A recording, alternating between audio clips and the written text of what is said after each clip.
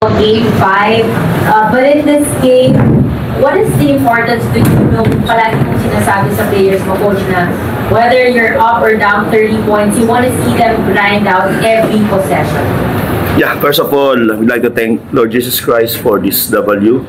And thankful to the players because of the mindset, because of the focus, and nandun sa board ko nandun sa start ng pre-game namin. It's all about believing, and in order for us to win the war, we need to grind for 53 minutes. And I think my players was so focused, and they wanted to have another chance on Saturday. Now, Paul, last game you were limited to just 6 points, 2 out of 9 from the field, 92% shooting percentage. Today, backs against the wall, isa ka sa may pinaka-maraming playoffs experience dito sa team na to. Was it your personal goal to really have a bounce-back game, not just for the team, but for you personally? Siguro, I'll just stay lucky. Gawin ko lang yung routine ko kung ano ginagawa ko everyday. Make sure na relax na ako, especially yung mind ko. And just embrace the moment. And especially yung physicality. So I think focus lang every possession, and we're very happy na lahat kami laser focus to tonight. Grabe yung focus talaga pinakita namin. Hindi na namin inisip yung last game na nangyari sa amin.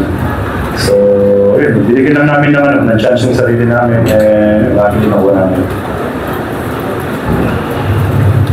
You know, open the floor to questions.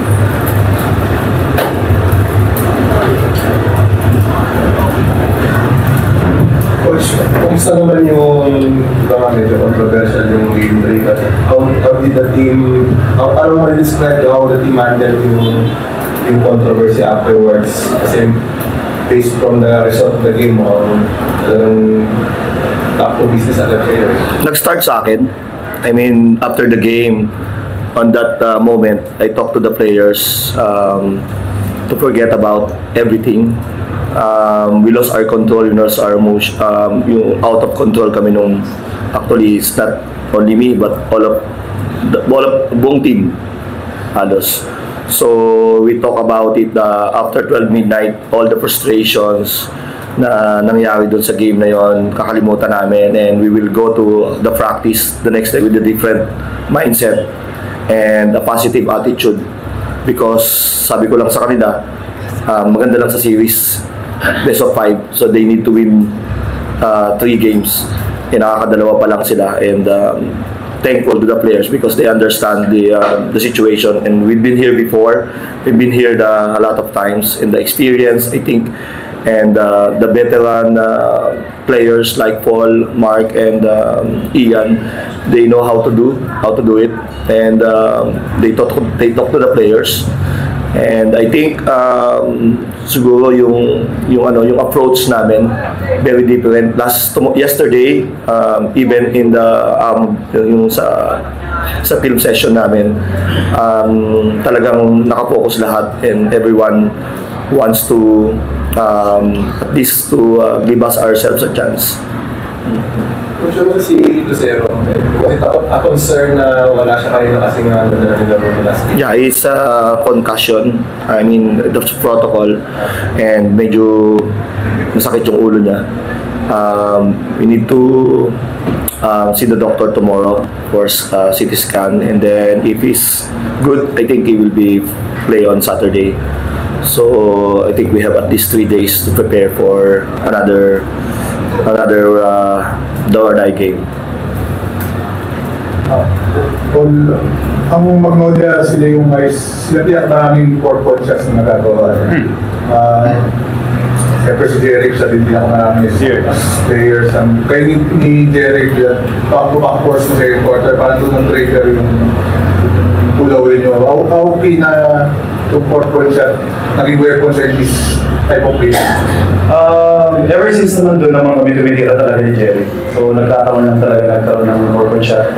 And again, before the conference start, sinabi namin na ma-maximize talaga namin if we got the opportunity, titira namin. Pero we're not gonna look for it. Pero again, if we have a chance, gagawin namin.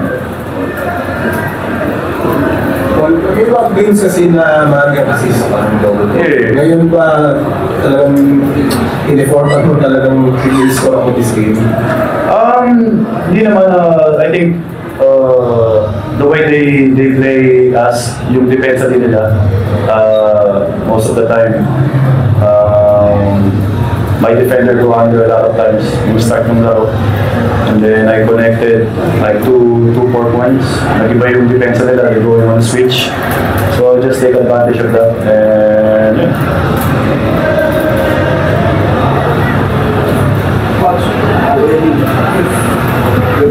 na between the two, the is of Magpili in the quarterfinals ended in lopsided fashion.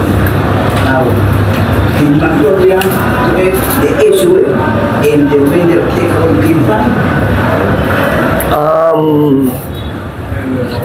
I think I don't know what kung ano pa, but we just try to rest first and think about by tomorrow. But I think it's a player's game. Lagi ko naman sinasabi yan eh. In a do or die game, it must be the players who will try to perform. But we have an X and O. But again, it boils down to the player's execution. The momentum in advantage is on the side of Magnolia right now. What are your plans for Team 5? How all the veterans will step up in your effort that is caught in the last game, 45 balls, will do it again? The momentum is, I think for the game 5, naniniwala ako, my opinion, there's no such thing na momentum during the do or die game because both teams are eager and they have the will to overcome whatever happens in the previous games. But again, sabi ko nga, we will try to prepare hard and we don't know what anong lalabas dun sa viewing namin, sa film sessions. We just want to rest our minds and our bodies. That's the most important thing right now.